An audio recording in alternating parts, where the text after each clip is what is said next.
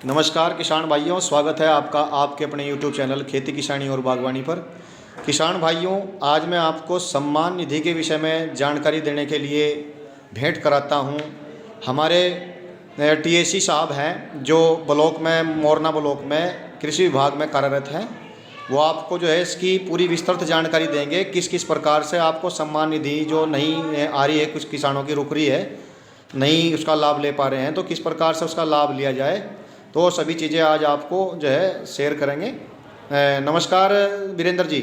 नमस्कार सभी किसान भाइयों को मेरा हाथ जोड़कर नमस्कार। मैं आज किसान सम्मान निधि के बारे में सभी किसान भाइयों को जानकारी देने जा रहा हूं कि किस प्रकार किसान सम्मान निधि आपकी बरकरार चलती रहे। जी जी जी। सर्वप्रथम जिन किसान भाइयों ने अपनी जन सेवा केंद्र पर KYC करा ली जी, उनकी सम्मान निधि बरकरार चलती रहेगी, और जो बाकी बचे हैं वे भी जल्दी करा लें। और नेक्स्ट जल्दी किस्त डलने वाली भी है, आगामी प्रधानमंत्री मोदी जी अभी डालने वाले हैं जल्दी। हमारी जो प्रधानमंत्री किसान सम्मान निधि की 13वीं किस्त है वो डलेगी जी। और इसमें बैंक में भी कंपलसरी कर दिया है गवर्नमेंट ने कि बैंक में भी आपको KYC करानी होगी। जिन किसान भाइयों की नहीं हुई है तो वे भी अपनी बैंक में जैसे जाते हैं तो वहाँ भी KYC और आधार शीट करा लें। तो ऐसी कौन कौन सी पात्रताएं हैं वीरेंद्र जी जो इसमें मतलब लागू होती हैं? हाँ, मैं आज आपको किसान सम्मान निधि का लाभ लेने के लिए जो पात्रता है वो मैं आपको बताने जा रहा हूँ। नंबर 1, वो किसान होना जरूरी है। जी। नंबर 2, उसके पास अपना आधार कार्ड, बैंक पासबुक और ज़मीन की खतौनी या फ़र्द कह लीजिए वो होनी चाहिए। जी जी जी। उसके पास मोबाइल नंबर भी होना चाहिए, क्योंकि मोबाइल नंबर भी ज़रूरी कर दिया। OTP आता है तो अब नए सिरे से जो रजिस्ट्रेशन हो रहे हैं वो उस OTP के माध्यम से ही होते हैं। और इसमें जो पात्रता है और अपात्रता है वो मैं आपको बताने जा रहा हूँ। इसमें जो गवर्नमेंट एम्प्लॉई है या गवर्नमेंट सरकारी कर्मचारी है, 4th क्लास को छोड़कर 4th क्लास इसमें पात्र रहेगा।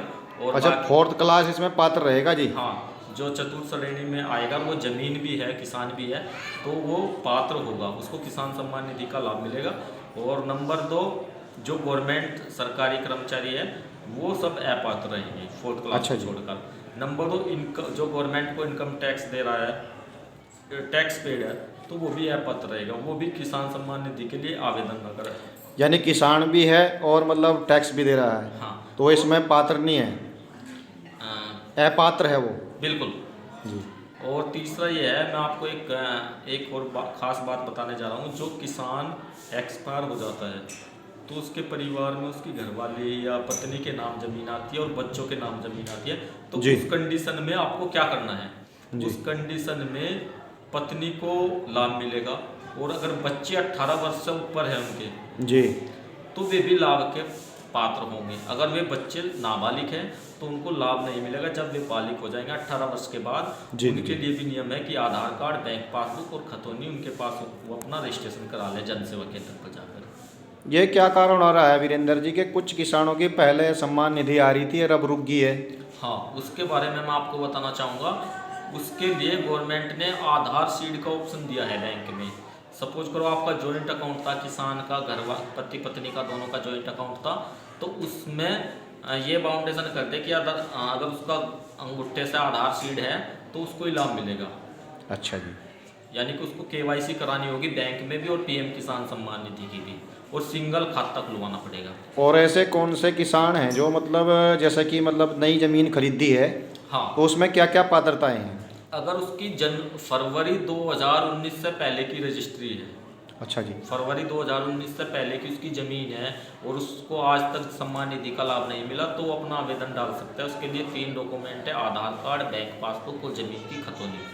अच्छा जी। वो अपना जन सेवा केंद्र के माध्यम से अपना रजिस्ट्रेशन करा दे, उसका वेरिफिकेशन होगा।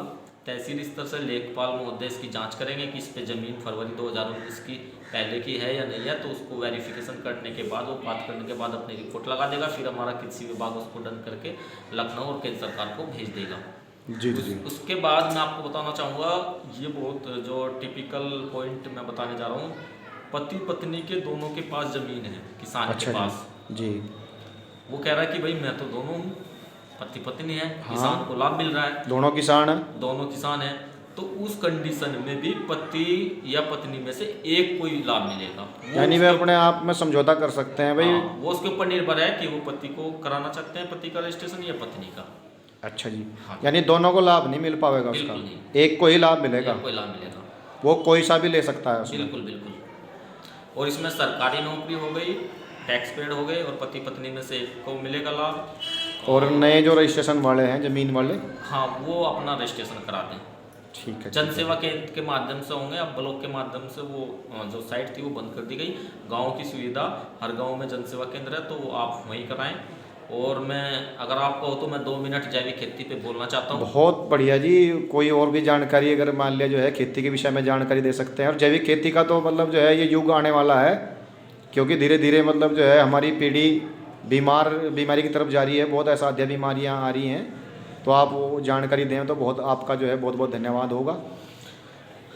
जैविक खेती करने के लिए आपको जी केचुए की खाद और हरी खाद का इस्तेमाल करना पड़ेगा। जी जी।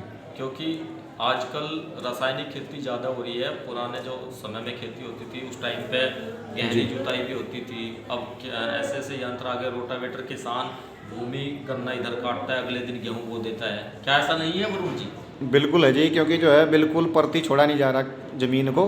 हाँ, मतलब ना कोई किसी प्रकार का मतलब जो है क्रॉप रोटेशन भी नहीं है, फसल चक्र भी नहीं अपना रहे किसान। उसको रेस्ट नहीं दिया जा रहा है और ना ही उसमें फसल चक्र, ना ही किसान भाई फसल चक्र अपना रहे। गन्ना बोने के बाद तुरंत गेहूँ, और बस 2 ही फसल है। और कुछ किसान भाई तो ऐसे हैं ना, गन्ना कटाई हो गई फिर गन्ना बो दिया। जी जी जी, ऐसे ही कर रहे हैं। ऐसा हो रहा है जी। और गहरी जुताई भी बंद कर दी है। उसके लिए एक MB प्लाव यंत्र है, वो बहुत गहरी जुताई करता है, 2 से 2.5 फीट। तो आप उसका इस्तेमाल करें, वो आपकी 20% प्रोडक्शन बढ़ा देगा। चाहे कोई भी फसल है, जो कीड़े हैं, घास हैं, वो भी गल के वो उसे ऊपर ले आएगा, निचले वाली मिट्टी को ऊपर और ऊपरली वाली को नीचे कर देगा। हाँ, तो वो जुताई के दौरान मिक्स हो जाएगी, तो उसमें फसल आपकी अच्छी होगी। जी और जी। जो नीचे जड़े जाएंगी, क्योंकि जो ऊपर खाद था वो नीचे जाएगा, नीचे से खींचेगा, तो आपकी फसल अच्छी होगी। और फसल उत्पादन बढ़ाने के लिए आप अगर पूर्व पश्चिम की साइड बोते हैं, ओड़ निकालते हैं गन्ने का, तो आप उसको उत्तर दक्षिण भी बो सकते हैं। ठीक है जी। उसके लिए आपको प्रोडक्शन बढ़ेगा। और मैं जैविक खेती के बारे में थोड़ा सा आपको बताना चाहूँगा। उसमें क्या करना होगा आपको, हरी खाद के लिए आपको ढैंचा और सनई का इस्तेमाल करना होगा। और उड़द का भी इस्तेमाल कर सकते हैं आप, उड़द। हाँ, जितनी भी हरी दो मतलब दाल वाली फसलें हैं, बरसीम वगैरह हैं। बरसीम आप उनका यूज करें, हाँ जी। आपको अच्छा उत्पादन मिलेगा। क्योंकि रसायन साफ हमारी जो जनरेशन है आने वाली बहुत खतरे में जा रही है। पशुपालन भी और मानव स्वास्थ्य में भी बहुत धन्यवाद वीरेंद्र जी, आपका बहुत बहुत धन्यवाद। आपने जानकारी दी है। किसान भाइयों से भी मतलब जब मैं अनुरोध करूँगा, उनका भी बहुत बहुत धन्यवाद है जी। चैनल को सब्सक्राइब कर दें, शेयर कर दें और लाइक कर दें। धन्यवाद किसान भाइयों।